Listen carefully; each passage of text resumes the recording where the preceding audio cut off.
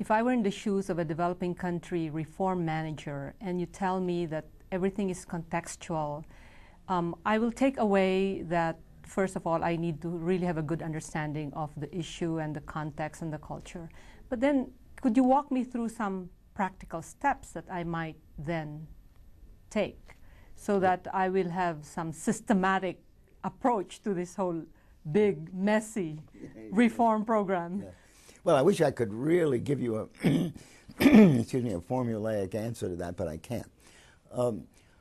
I would say two things. One is the more concrete the problem and the more visible to all concerned, the easier it is to deal with. A second thing I would say is that the danger is that you can be effective where the conditions are the best, but where the conditions deteriorate, you can't be very effective.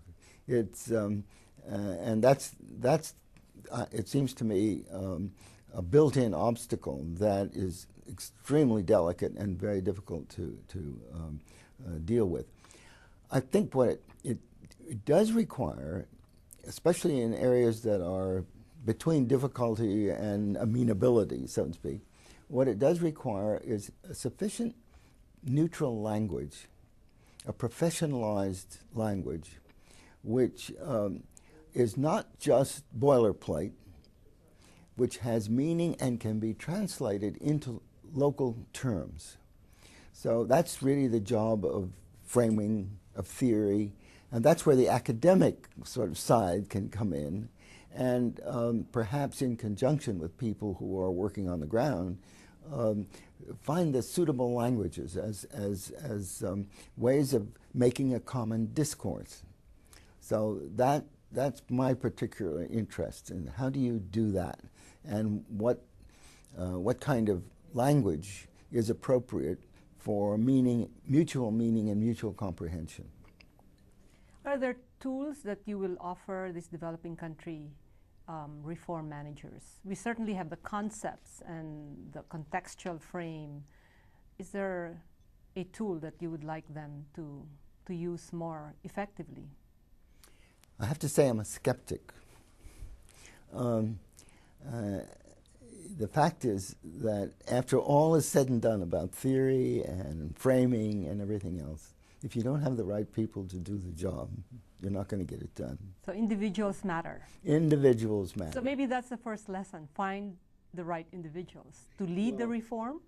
Yes, but I have a certain ambiguity about that. When people say find the right individuals, they tend to be very anti-theory and look for and suspicious of any more general frameworks. I think that's wrong. I mean, I think you can't do without that because it's like losing a piece of your mind. You have to understand, have a conceptual understanding, because otherwise you don't see the forest for the trees. You don't know what's going on really. You know only what you know.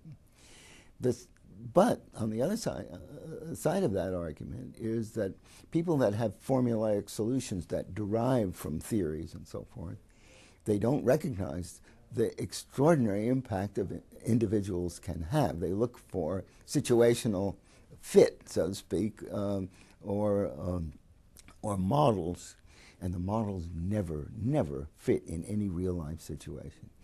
And that's where people really do come in.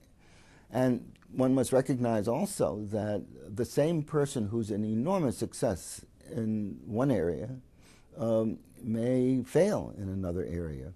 And